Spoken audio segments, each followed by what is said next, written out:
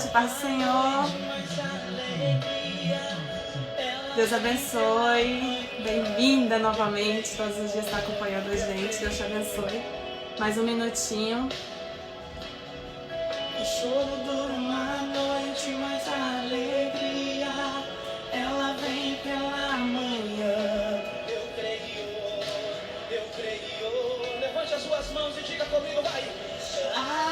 Ainda que a figueira não floresça, que não haja frutos na vide e o produto da oliveira minta, todavia me alegrarei, todavia me alegrarei, todavia me alegrarei. Mesmo que falte tudo, mesmo que esteja um caos, mesmo que a situação lá fora esteja assustadora, nós nos alegraremos no Senhor. Nós nos alegraremos em Deus, a nossa salvação. Aleluia.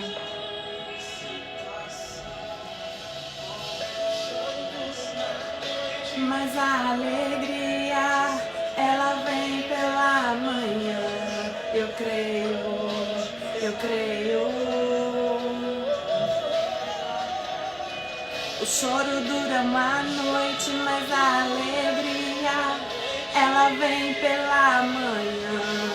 Eu creio, eu creio. Em nome de Jesus.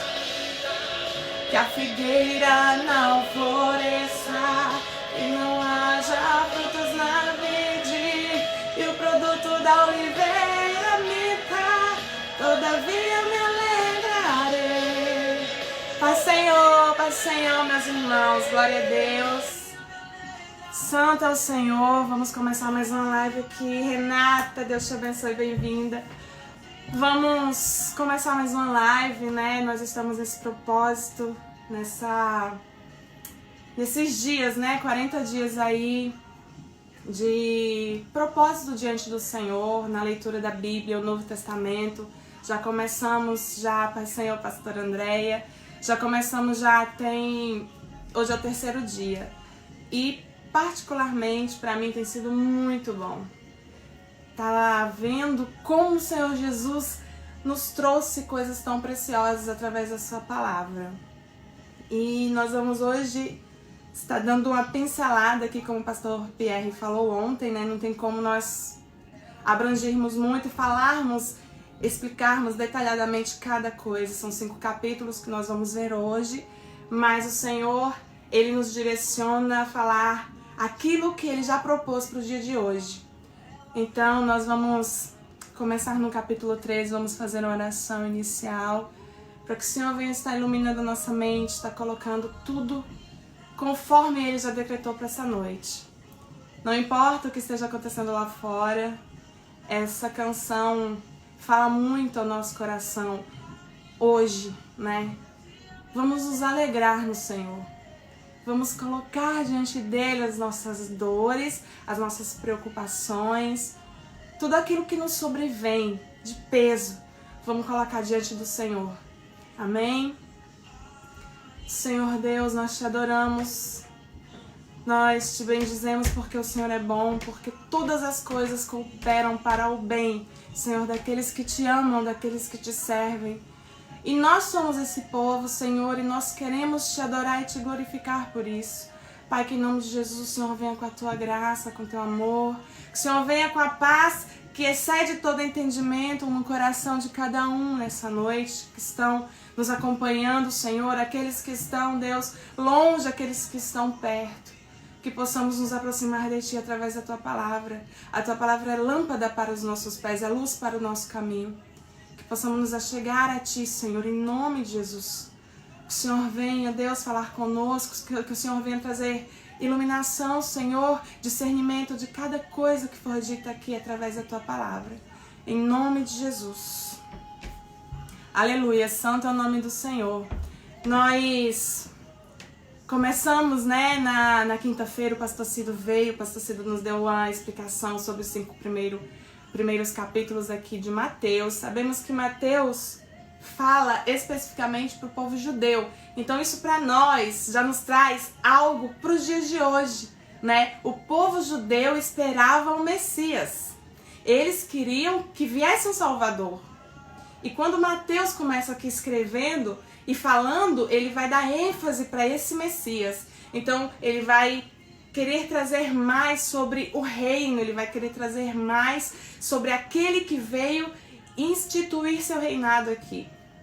E Mateus ele fala bastante sobre isso, porque infelizmente o rei veio, infelizmente para o povo judeu, o rei veio, esteve com eles, caminhou com eles e eles não viram.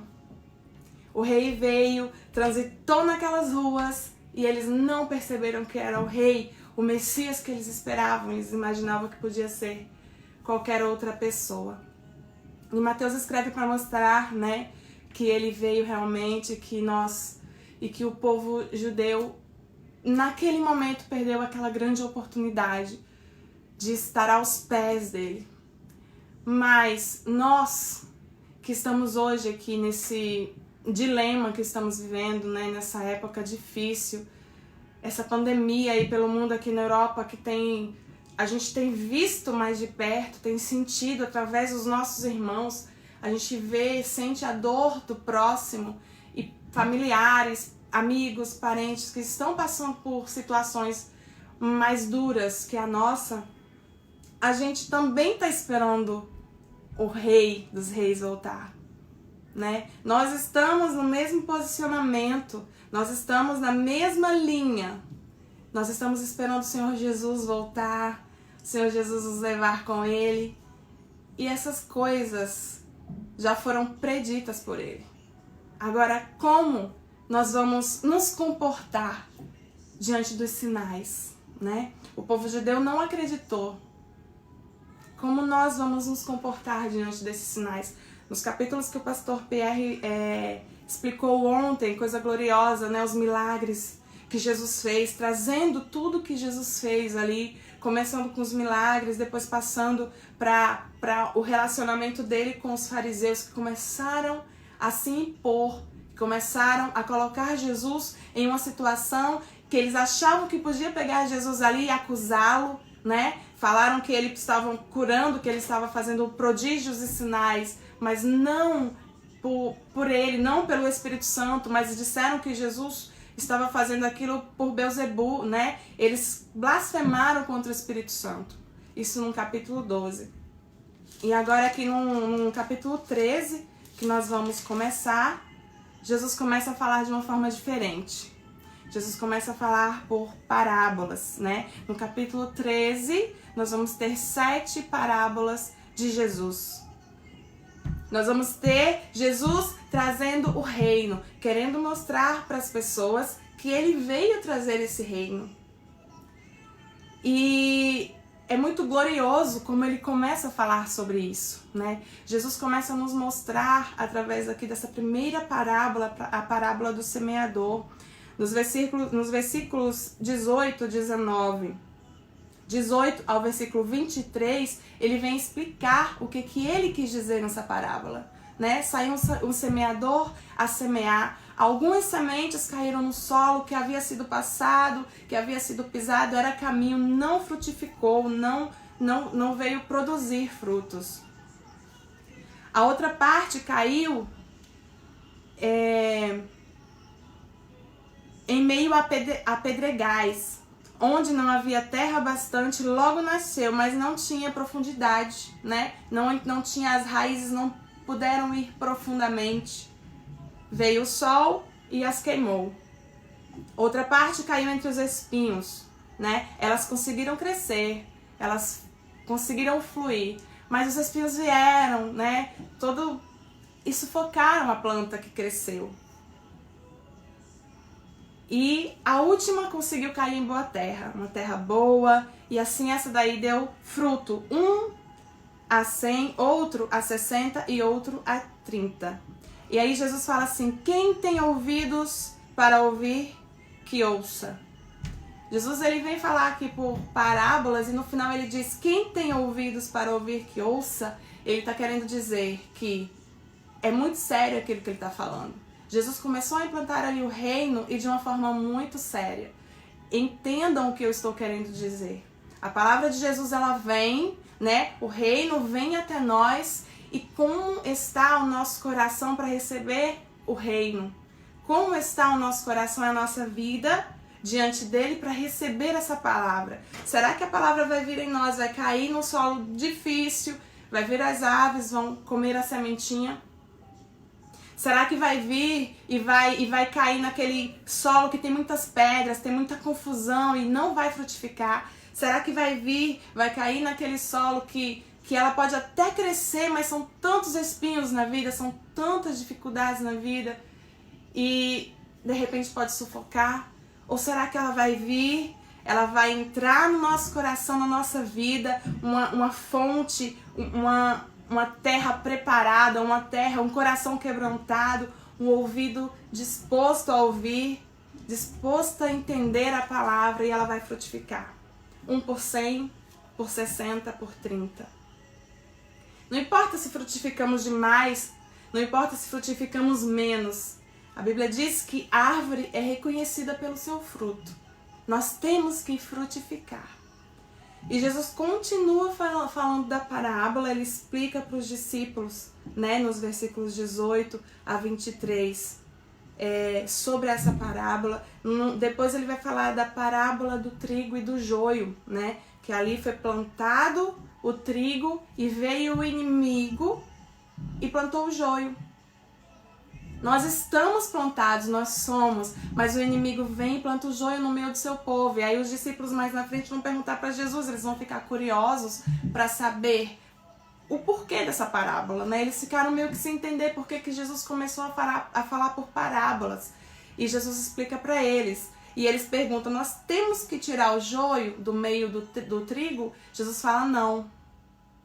Porque vai vir aquele que vai vir fazer a colheita, aquele que vai vir colher, ele sim vai separar o joio do trigo.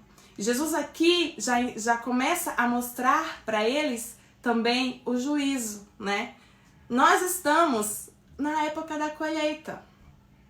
Eu acredito que depois que tudo isso passar, em nome de Jesus, nós vamos ter uma mudança na nossa vida, né? Deus, ele está preparando tudo para que o seu filho venha. A Bíblia fala que nós não sabemos a hora nem o dia. Nem Jesus sabe a hora nem o dia que ele vai voltar. Está com o Senhor, mas ele está preparando isso para nós. Então, dor, desespero, nós estamos vendo tanto desespero lá fora, as pessoas estão sem conseguir se concentrar, elas estão querendo comprar, nós vemos dificuldades, nós estamos tendo dificuldade com isso, né? Porque elas não estão com a sua mente, o seu coração focado naquilo que realmente importa. Importa que nós tenhamos a nossa vida firmada no Senhor. Importa que nós tenhamos sido enxertados na verdadeira videira que é Cristo. Então nós temos que passar por isso sabendo que nós temos um alvo. Nossa vida não encerra aqui, né? Nós devemos entender que Jesus está às portas, que o tempo da colheita vai chegar. E quando esse Senhor, que é Jesus, vier separar o trigo do joio, o trigo será colhido, o joio não. Então nós precisamos voltar a nossa vida 100% para o Senhor nesse momento. Depois, ele vai falar também das parábolas do grão de mostarda e do fermento, que mostra também o evangelho, o reino de Deus, que às vezes pode ser pequeno, alguém pode ter uma visão pequena, mas ele vai crescer. Como tem crescido desde então? E alcançado lugares, né, que nós nem imaginamos que ele tenha alcançado. É como o fermento, que um pouco de fermento, ele contagia todo o ambiente. Quando nós chegamos com a presença de Deus na nossa vida num local, contagia todo o ambiente. Quando nós estamos cheios do Senhor e nós entramos em um ambiente que não tem glória dele ali, é contagiado aquele ambiente. É isso que nós temos que nesse mundo aí fora que está em desespero, nós temos que ser isso. Nós temos que ser essa glória que vai mudar o ambiente. Nós temos que ser esse mover, né? Nós como filhos de Deus, como herdeiros do Senhor. Depois aqui, vamos ter também, Jesus fala um pouco da parábola do tesouro escondido, da pérola e da rede, né? Tudo voltado para o reino. Jesus, ele investe muito tempo explicando para eles sobre o reino. Foi para isso que Jesus veio, instituir o seu reinado. Eles não acreditaram, mas Jesus esteve e instituiu esse reinado. No capítulo 14, começa com a morte de João Batista. Jesus soube da morte de João Batista, né? E depois, logo em seguida, Jesus continua fazendo milagres. Ele fala do reino, ele fala do céu, ele fala da salvação e também do julgamento, do juízo. E em seguida ele prossegue a sua caminhada. Foram 3 anos de ministério na terra. E Jesus prossegue a sua caminhada. E aqui no capítulo 14, nos versículos 13 em diante até o 21, acontece a primeira multiplicação dos peixes. A gente consegue perceber que Jesus, ele é muito intenso no seu trabalhar, né? Jesus, ele está ali sempre se movendo, sempre trabalhando. Nesse momento em especial, Jesus havia procurado um local para descansar um pouco. Marcos, se não me engano, vai ser mais claro quando diz que Jesus fala para os discípulos: nós estamos cansados. Vamos procurar um local mais tranquilo para descansarmos um pouco. Mas a multidão percebe, e antes que Jesus chegue a esse local, ele entra no barco, a multidão vai e chega lá antes dele. E ali Jesus chega, vê aquela multidão e, tendo íntima compaixão deles, decide curá-los, decide estar com eles. Então, isso nós podemos entender que não importa a nossa situação, Jesus, ele estará sempre ali. Jesus estará sempre disponível. Ele é tão maravilhoso, o amor dele é tão grande que ele está em todo tempo. Muitas vezes nós é que não estamos. Muitas vezes nós é que não entendemos, né, que Jesus está ali no barco mesmo em meio à tempestade. Mais pra frente nós vamos ver isso, que Jesus está caminhando sobre as águas, né? Tá tudo bagunçado, tá tudo se movendo e é tão difícil, mas Jesus está vindo em nossa direção, né? Como nós vamos enxergar Jesus? Como nós vamos ver esse Deus vindo em nossa direção? Nós vamos crer, ir até Ele? Ou nós vamos duvidar e deixar de ver a glória que Ele tem em meio ao caos? Em meio à tempestade, os discípulos olham para Jesus e falam: verdadeiramente Tu és o Filho de Deus. Em meio à tempestade, em meio à dor, verdadeiramente eles viram que Jesus era o Filho de Deus. Até aquele momento de tempestade, eles conheciam Jesus, eles estavam ouvindo Jesus falar, eles estavam caminhando com Jesus, eles estavam comendo na mesa com Jesus. Mas foi na hora da tempestade, foi na hora do desespero, que verdadeiramente eles puderam dizer: Tu és o Filho de Deus. Às vezes o Senhor nos leva para lugares que nós não entendemos, faz situações virem na nossa vida que nós não entendemos, mas é para verdadeiramente a gente saber que Ele é Deus na nossa vida. Não sei o que alguém pode estar passando, dificuldade, parece que está tudo perdido, ou então essa situação que nós estamos vivendo com o coronavírus hoje. Eu, particularmente, posso dizer que nunca imaginei na minha vida viver uma coisa dessas. Ver uma coisa dessas, embora sempre soube do que Jesus falou na sua palavra. Mas a gente saber é diferente da gente passar por aquilo. Mas é aqui, é hoje, é nessa situação que o Senhor está sacudindo o mundo, que o Senhor está nos movendo, que o Senhor está fazendo com que o seu povo entenda que Ele está preparando realmente para vir. Ele está preparando realmente para voltar e nos buscar. Que esse seja o nosso foco em todo o tempo. Que esse seja o nosso proceder, o nosso caminhar. Eu vou caminhar porque eu tenho Jesus Cristo vindo em minha direção. Porque eu sei que no meio da tempestade, lá no meio do mar, caminhando sobre as águas, eu sei que é o meu Senhor. E nesse momento nós vamos entender que Jesus é soberano sobre a nossa vida. No capítulo 15, né? Nós passamos o 13, o 14, vamos no capítulo 15. Tem que ser um pouco mais rápido. Jesus começa aqui tendo um diálogo com os fariseus. É muito interessante porque os fariseus, em todo o tempo, eles querem encurralar Jesus. Em todo o tempo, os fariseus querem colocar Jesus em uma situação em que ele possa vacilar, em que ele possa perder sua moral, em que algo possa acontecer e Jesus deixa de ser aquele que muitos já estavam seguindo. E Jesus chega, está sentado ali com seus discípulos para se alimentar e os discípulos não lavaram as mãos para poder comer. Os fariseus vieram para Jesus e falam assim, mas o judeu tinha que lavar a mão antes de comer. E ele fala, mas os teus discípulos não lavam as mãos antes de comer? E Jesus responde para eles, vocês são hipócritas, né?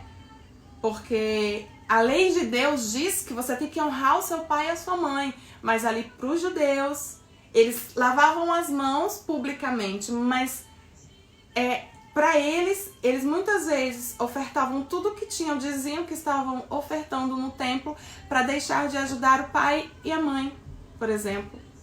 Né? Enquanto Jesus vem e rebate eles, dizendo que a lei do Senhor diz, honra teu pai e tua mãe. Então, eles se distanciavam do pai, da mãe, eles se distanciavam da família em prol de uma causa falsa, né? Uma religiosidade, né? Não, eu não vou poder ajudar vocês, eu não vou poder ser presente na sua vida por causa da minha falsa religião. E eles vêm combater Jesus e os discípulos vêm contra eles por causa dessa situação. E hoje, mais uma vez, o Senhor Jesus nos faz voltarmos para nossas famílias, né? Tantas pessoas estão falando e realmente é verdade.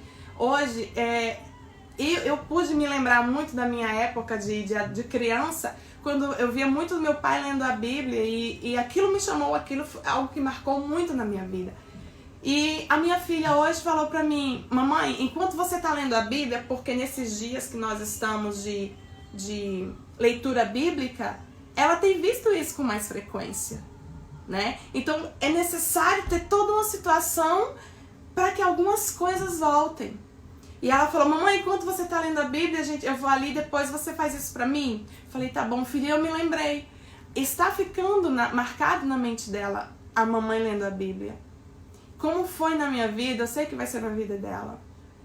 Uma referência, né? Então eles aqui estavam deixando de lado família, eles estavam deixando de lado a unidade, eles estavam deixando de lado a lei de Deus para estarem inseridos numa falsa religiosidade, que era isso que os fariseus eram. Então nós estamos hoje voltando para isso, para as nossas famílias, para as nossas casas, para a nossa intimidade com Deus, junto com a nossa família. Junto com os nossos, né? São poucos dias que nós começamos com essa leitura bíblica diária. É um pouco intensa, porque são muitos capítulos por dia, então nos faz obrigatoriamente nos dedicarmos um pouco mais que o normal. E ontem a minha filha já estava querendo fazer culto, brincar de culto. Então eu vejo a diferença que é nós estarmos dedicados na palavra. Porque não edifica só a nossa vida, edifica a vida daqueles que nos cercam, né? Edifica a vida daqueles que estão conosco. Então nós somos primeiro exemplo para os nossos dentro de casa, para aqueles que estão fora. Depois Jesus fala aqui, né? Depois Mateus vai falar sobre a mulher cananeia, aquela que estava querendo o milagre de Jesus, aquela que estava ali, necessitava, ela não era digna, porque Jesus não tinha vindo para ela. Até aquele momento Jesus estava vindo para os judeus. Mas aquela mulher, ela necessitava, ela queria e ela sabia. Igual aquele aquele centurião romano ali do capítulo 8, que o pastor Pierre falou ontem, aquela fé daquele homem, né? Mas para essa daqui Jesus não tinha vindo, e Jesus até fala assim: eu não fui enviado senão as ovelhas perdidas da casa de Israel. Mas ela se prostrou e ela adorou. E ela pediu socorro ao Senhor, mesmo diante dessa resposta. E aí Jesus volta para ela e fala mais uma vez: não é bom pegar o pão dos seus filhos e deitá-los aos cachorrinhos. E mesmo assim, ela sabia quem era Jesus. E ela sabia que Jesus podia falar o que ele quisesse falar, porque ele era o Messias. O povo judeu não estava crendo, mas ela cria. E Jesus, diante daquilo, falou para ela: ó mulher, grande é a tua fé. Seja feito contigo como tu desejas. E desde aquela hora a filha daquela mulher ficou sã. Então, Jesus, ele vem, né? Ele começa mexendo com a nossa... Ele abala a nossa estrutura, mostrando quem ele é. Ele mostra os seus milagres. Ele mostra aquilo que ele faz. Depois ele insere o seu reino. Ele fala: eu não vim só para vos dar essas coisas. É muito mais além. E depois ele continua no seu ministério, fazendo coisas gloriosas e maravilhosas como essas. Aqui também Jesus faz a segunda multiplicação dos pães e peixes. E é muito maravilhoso, né? Porque quando ele vai distribuir isso, ele fala para eles se assentarem. Eles comiam assentados realmente, mas para nós, né? Eles estavam com fome. Jesus se preocupa e fala para os discípulos aqui nessa segunda multiplicação: eu estou preocupado porque essas pessoas vieram de longe, está ficando tarde e eles não vão ter o que comer. E os discípulos falam: mas não existe nada aqui perto que a gente possa, né, ir lá e comprar alimento para todas essas pessoas. E Jesus fala para eles: o que nós temos? O que nós temos? E eles dizem: nós temos 7 pães e um pouco de peixe. E Jesus fala para a multidão, igual da outra vez: manda que todos se sentem. Então, na nossa necessidade, Jesus aqui para nós, o que nós podemos entender? Na nossa necessidade, na falta, né, daquilo que nos faz sentir, Jesus vem e fala para nós: acalma, senta. Eu tenho a provisão, eu tenho a solução. Acalma. Então Jesus vem com essa palavra, mais uma vez com esse milagre, com isso para nós. Depois, um pouco mais para frente, eles saem e os fariseus e os saduceus tentam impedi-lo. Eles estão sempre tentando colocar Jesus, matar Jesus. Eles estão sempre procurando uma brecha na vida de Jesus. E aí eles saem e tentam fazer isso. Jesus fala para os discípulos, mas aqui no capítulo 16 e o versículo 2, quando é chegada a tarde, dizeis, eles pedem um sinal para Jesus, né? Eles estão sempre querendo pegar algo para Jesus, e Jesus fala para eles: quando é chegada a tarde, dizeis, haverá bom tempo, porque o céu está rubro. Quando é de manhã, vocês dizem, vai ter tempestade, porque o céu está vermelho e sombrio. Hipócritas, sabeis a diferença? Hipócritas, sabeis diferenciar a face do céu e não conheceis os sinais do tempo? Uma geração má e adúltera pede um sinal, e nenhum sinal lhe será dado, senão o sinal do profeta Jonas. E deixando, retirou-se. E isso, né, eles queriam um sinal de Jesus, eles queriam saber de Jesus, mas Jesus fala: eu não vou dar sinal nenhum para vocês. Vocês não veem porque não querem ver. Vocês se negam. Jesus conhecia o que estava no coração deles, né? Mas em seguida, Jesus sai e vai para uma outra parte, e isso eu acho interessante, porque os discípulos nesse momento esqueceram de comprar pão. E aí eles ficaram, Jesus adverte para eles, né? Jesus disse-lhes: adverti e acautelai-vos do fermento dos fariseus e dos saduceus. Os fariseus eram aqueles religiosos líderes, né? hipócritas, aqueles que queriam estar em primeiro, à frente de tudo, e na verdade não viviam nada do que falavam. Eles eram aqueles sepulcros caiados. Os saduceus eram mais os responsáveis por eles, aqueles que mantinham eles nesse lugar, eram famílias, eram mais da política, e eles queriam infectar, né, fermentar ali de uma certa forma a população. Nós estamos quase chegando ao fim. E Jesus fala para os discípulos: vocês não entenderam ainda, né? Vocês não entenderam. Vocês estão preocupados com pão? Vocês estão preocupados com alimento? Será que vocês não viram o que eu fiz na multiplicação ali para a multidão? Então Jesus explica para eles que estavam falando dos saduceus e dos fariseus: não se deixem enganar com falsas doutrinas, né? Digamos assim, não se deixem enganar com falsos ensinos, não se deixem enganar com aquilo que vem aos seus ouvidos, que não provenha realmente do Senhor, né? Não se deixem enganar. Nós estamos vivendo dias em que existem muitas fontes que vêm falar e dizem que é do Senhor, mas nós precisamos estar com os nossos ouvidos atentos, precisamos estar com a nossa mente ligada nele, precisamos estar em conhecimento com a palavra de Deus, para não nos deixarmos ser levados pelos fariseus e saduceus. No 17 vem a cura de um endemoniado, que Jesus cura esse endemoniado. Jesus ali começa a mostrar uma outra parte do seu ministério, lidando com demônios, né? E aqui no versículo, para nós encerrarmos, no capítulo 18, né? Jesus vai falar aqui sobre perdão, vai falar sobre a necessidade que nós temos de perdoar conforme Ele que já nos perdoou.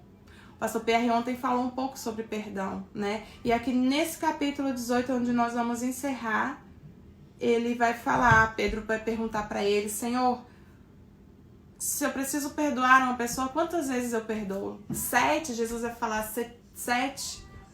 Não 7, né? Mas 70 vezes 7. Jesus começa através de uma parábola, Jesus começa a explicar que conforme nós fomos perdoados pelo Senhor, nós temos que exercer perdão também.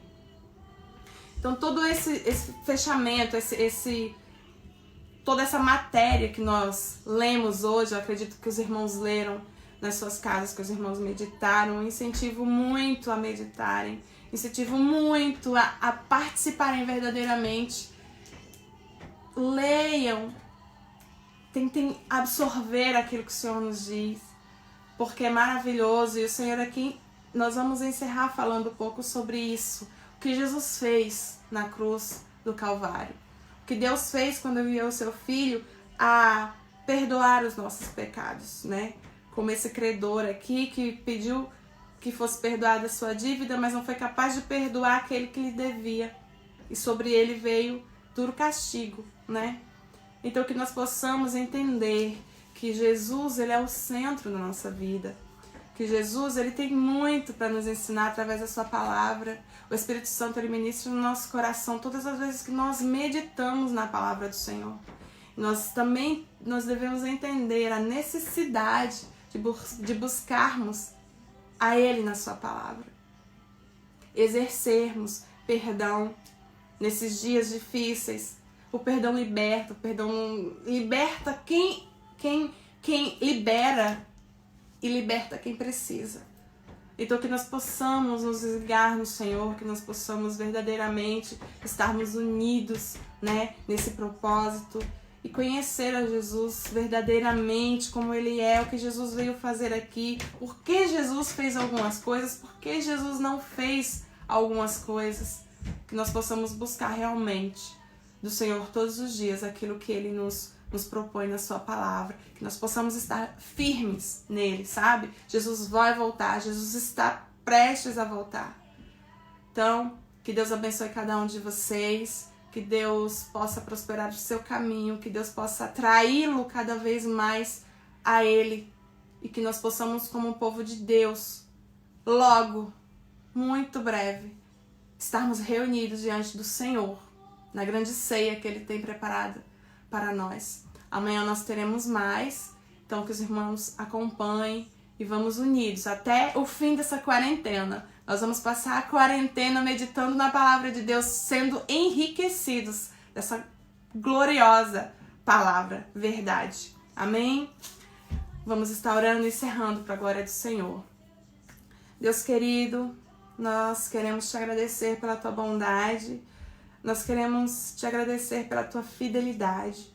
O Senhor conhece o coração de cada um, o Senhor conhece aquilo que se passa na nossa mente, esquadrinha os nossos pensamentos.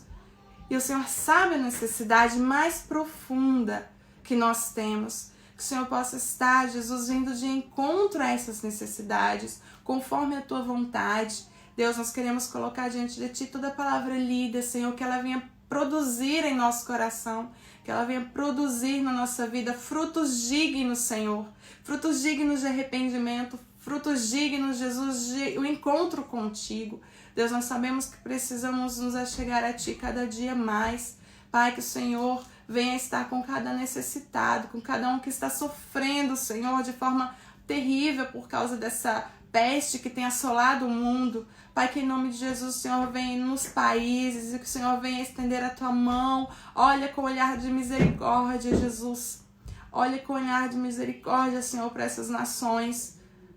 Pai, em nome de Jesus, que o Senhor venha nos livrar, que o Senhor venha estar conosco, que o Senhor venha mostrar a tua glória de forma poderosa em meio a esse caos. Deus, que cada um que tem amigos, familiares que estejam precisando, que estejam necessitando, Senhor, de um socorro, que o Senhor envie socorro, envia cura, envia milagres, porque nós cremos que o Senhor é Deus de milagres e o Senhor faz milagres hoje.